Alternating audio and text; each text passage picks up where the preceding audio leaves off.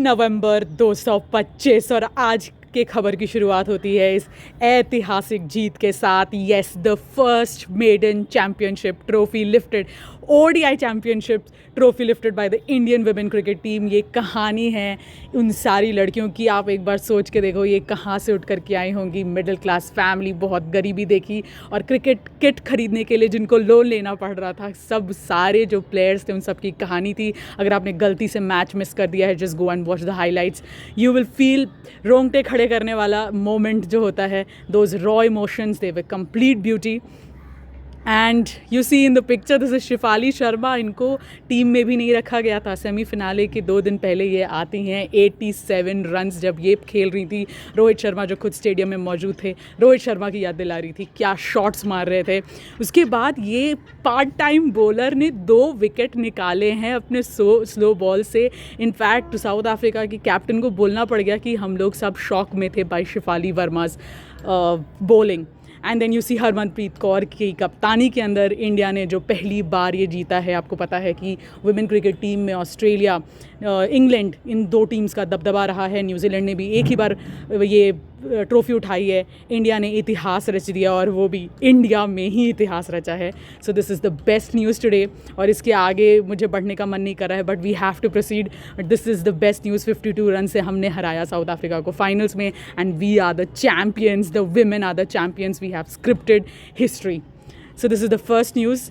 Second news में भी आत्मनिर्भरता का परिचय देते हुए भारत, यहाँ पर आप देख रहे हो, इसरो ने लॉन्च किया। This is an indigenous, completely India में बनाया हुआ सबसे भारी, it was almost how much, it is 4400 kg weight का ये कम्युनिकेशन सैटेलाइट है। देखो, मैं कोशिश करूँगी कि आपको बेसिक्स थोड़ा बहुत बताऊँ, क्योंकि मुझे लगता है उसमें GSAT यानी क्या होता है। इट इज़ जियो स्टेशनरी या जियो सिंक्रोनस सैटेलाइट, ओके। और 7R, R मतलब रिप्लेसमेंट, तो ये किसी सैटेलाइट का रिप्लेसमेंट है। रुक्मिणी उस सैटेलाइट का नाम था।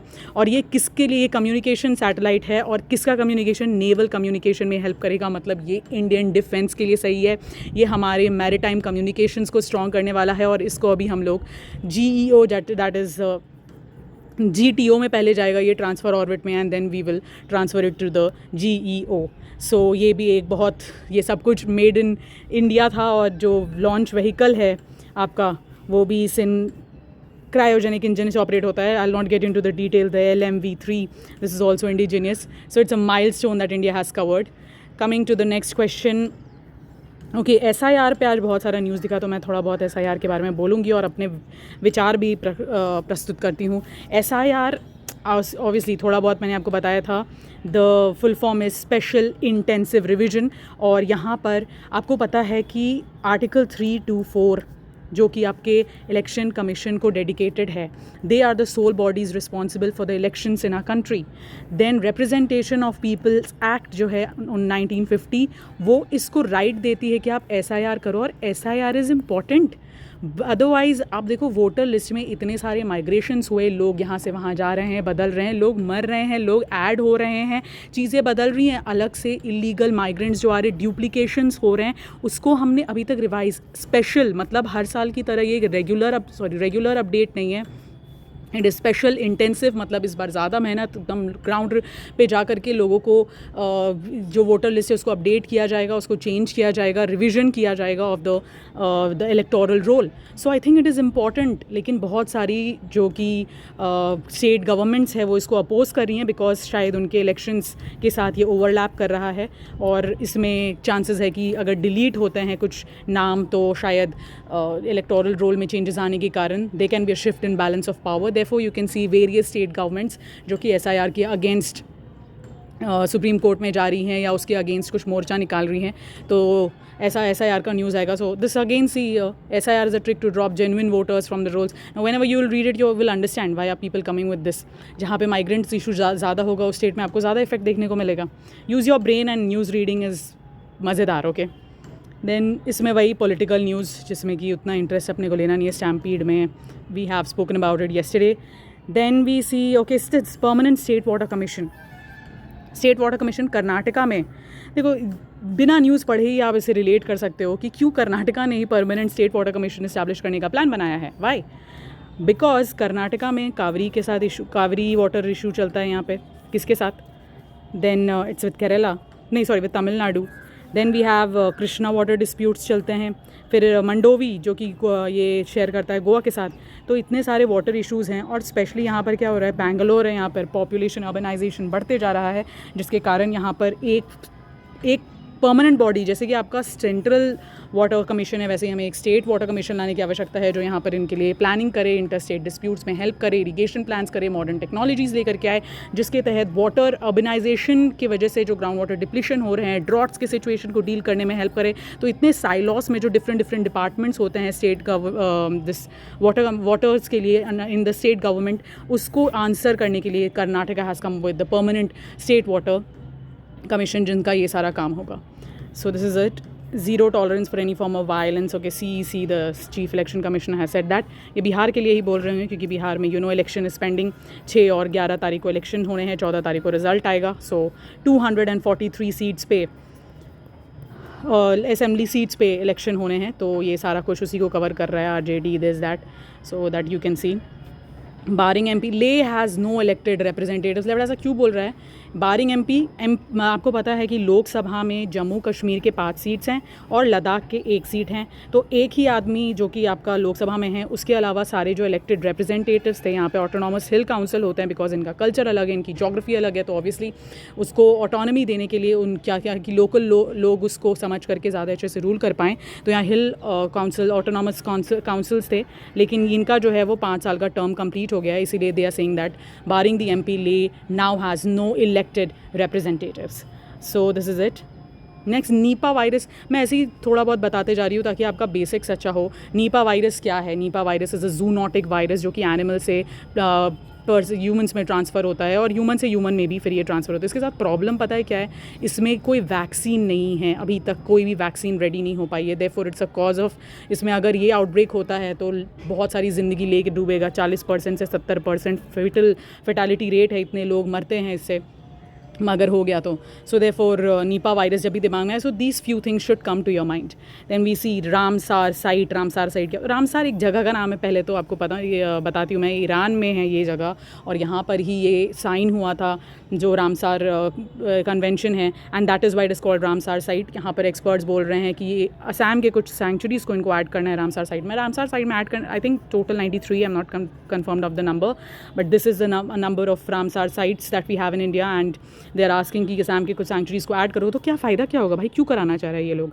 इंटरनेशनल रिकग्निशंस मिलते हैं, उसके बाद फिर गवर्नमेंट को रिपोर्ट करना पड़ता है, जिसकी वजह से वो लोग खासा ध्यान रखते हैं, अच्छी रिपोर्टिंग होती है, मॉनिटरिंग होती है, इसके ऊपर ध्यान, मैनेजमेंट कमेटीज़, ये सब कुछ बैठाया जाएगा। तो रामसार साइट में एक बार आ गए तो उसका प्रोटेक्शन निश्चित है, तो इसीलिए ये लोग डालने के लिए बोल रहे हैं। ट्राई सर्विसेज त्रिशूल से ऑब्वियसली इंडिया में चलता है आपका त्रिशूल, जिस ऑब्वियसली 3 चीज़ है आपकी, air force, then you have the army, then you have the navy. इन तीनों को इंडिया जो कोस्ट लाइन देख रहे हो आप, इंडियन बॉर्डर इतने सारे लोगों से, कंट्री से बॉर्डर शेयर कर रहा है, इतना बड़ा कोस्ट लाइन है इंडिया का, और जब लड़ाई का मौका आएगा इन तीनों के बीच में खतरनाक कोऑर्डिनेशन होना चाहिए। तो obviously tri services military exercises prepare करती हैं हमें कि आगे चल करके जो भी चीज़ आ रहा है, तो कोऑर्डिनेशन इन तीनों के बीच में काफ़ी तगड़ी होनी चाहिए। So that Trishul exercise is taking place. And we have curious case of ये सुन, the curious case of a ant queen producing sons of 2 species का मतलब है कि एक कुत्ते ने, मतलब जैसे एन एग्जाम्पल, एक कुत्ते ने एक बिल्ली को और एक कुत्ते को जन्म दिया, दैट वे। इसका मतलब ये है, once you know the meaning of it, then you start reading about it. And if I start going about कि कैसे इंसेक्ट्स, जैसे आपके हनी बी और इन सब का कैसे डिटरमाइन होता है ना, the sex of these female, और फीमेल क्या होती है, क्वीन हनी बी क्या होती है, it will take me 10 minutes, so I am not getting into the detail of it, but it is an interesting topic. Then we see, हाँ, तालिबान के साथ इंगेज करो बिकॉज दुश्मन का दुश्मन दोस्त होता है, बट डोंट रिकग्नाइज देम, क्योंकि ये फ्रीडम जो है वो fundamental freedom of the citizens को छीन रहे हैं। So that is what we have to take care of. Then this is one of the best editorial I came across, so I will just mention who have the people who have written it. So this is one IAS officer Sushil Kumar Lohani and Manmohan Sinha. I mean you have written very well, I mean kudos to you, इतना अच्छा लिखा उन्होंने। Obviously model youth ग्राम सभा, आपको पता होगा क्या होगा कि अगर किसी से पूछो ना कि आपको पॉलिटिक्स में क्या बनना है, तो कोई बोलेगा भाई मुझे MP बनना है, कोई बोलेगा मुझे MLA बनना है, किसको ये नहीं बोलता कि भाई मुझे सरपंच बनना है। जबकि रियल डेमोक्रेसी, रियल खेला जो आप करना चाहते हो ना, जन कल्याण, वो वहीं पर हो रहा है, लेकिन किसी को सरपंच बनना नहीं है, क्योंकि हमने इसका जो पावर है इसको इतना ग्लोरीफाई नहीं करके रखा है। और ये यूथ ग्राम सभा जहाँ पर इंडिया का पॉपुलेशन 65% ऑफ द पॉपुलेशन जो है वो 35 साल के नीचे है, वहाँ इस तरह के मॉक ग्राम सभा को बना करके जहाँ पर यूथ को पार्टिसिपेट करने के लिए हेल्प बताया जाए कि भाई बात करो, डिस्कस करो, डिबेट करो, real root cause of issues पे जाओ और वहाँ पर इनको ग्लोरीफाई करके बताया जाए कि भाई सरपंच बन करके आप मेनली जो जन सेवा करना चाहते हो you can do it. So it's a very good model and I think they have written it so well.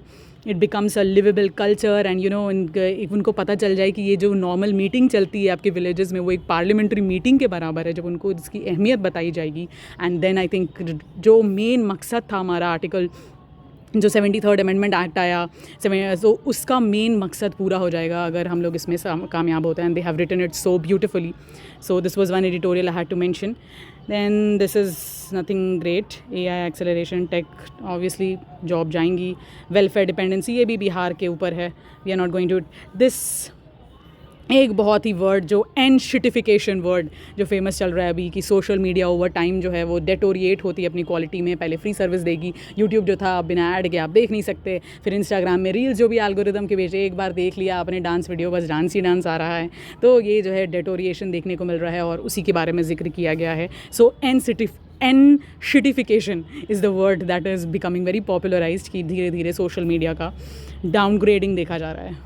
40 साल में रिटायर। फायर क्या होता है? This okay, let's talk fire. Fire is freedom, financial independence, retire early. ये 2008 का जो crisis आया था उसमें US में काफ़ी फेमस हुआ कि भाई जल्दी कमाओ पैसे और जल्दी रिटायर करो। जैसे 20s and 30s में अपना इंटेंस सेविंग करो, 50-60% जो अपना कमा रहे हो उसको सेव करके आप ETFs में इन्वेस्ट करो एंड अलग अलग जगह पे इन्वेस्ट करो और उसके बाद रिटायर हो जाओ, मस्त फ्री रहो, नो मंडे ब्लूज़, नो काम का टेंशन, नो नथिंग। और यहाँ पर ही बात की जा रही है कि पता नहीं रिटर्न्स उतने आएंगे कि नहीं, इज़ इट इवन डूएबल। और मेरे लिए तो सबसे बड़ा मेन रीज़न ये है कि खाली दिमाग शैतान का। सो इफ़ कुछ दिन के लिए you enjoy not working, but when you are your free brain becomes your own enemy. तो kindly I would never suggest anyone to retire, but it is a personal choice. तो इसी के बारे में यहाँ इसने भी अपनी जो धारा है उसको प्रस्तुत किया है। सो जेन ज़ी के हिसाब से आपको यहाँ पर 2 महिलाएं दिख रही हैं, the CEO of Sugar and Myntra. They are telling gen Z के हिसाब से उनको चेंज करना पड़ा है। ड्रेजिंग वर्ड का मतलब क्या होता है? ड्रेजिंग वर्ड मतलब जैसे मान लो वो भी वाटर बॉडी है, उसके नीचे में सिल्ट, सेडिमेंट्स, पॉल्यूशन के भी कुछ एलिमेंट्स जो कि ये होते हैं उसको हटाने का काम करना मतलब ड्रेजिंग होता है। तो ये बहुत ज़रूरी काम है करना पोर्ट्स में, हार्बर्स में, ताकि शिप्स जो हैं वो आसानी से चल सकें। तो dredging corporation to get future ready. The DCI I think 50वां या 25 साल something they were celebrating the golden jubilee. Okay, DCIL। So dredging word का मतलब आई थिंक कि ऐसे ही मैंने देखा तो I just told what is it. So that's it. I think एक important news about Nigeria I will deal and then I will shut off. ये है कि नाइजीरिया में देखो, नाइजीरिया के प्रॉब्लम क्या हैं। सबसे पहले तो ऊपर में यहाँ पर मुस्लिम मेजॉरिटी है और नीचे में यहाँ पर क्रिश्चियन मेजॉरिटी है। यहाँ पर यही प्रॉब्लम नहीं है, यहाँ पर जिहादिस्ट, नॉर्थ ईस्ट में जिहादिस्ट ग्रुप जो कि चाहते हैं कि ये लोग बस क्रिश्चियन को नहीं, मुस्लिम को भी टारगेट करते हैं। इनका एम है कि मुस्लिम स्टेट बनाए या वट एवर। बैंडेड ग्रुप्स, ब्रांडेड मतलब क्या हो गया, वही जो चोरी चपारी कर रहा है वो वाला ग्रुप।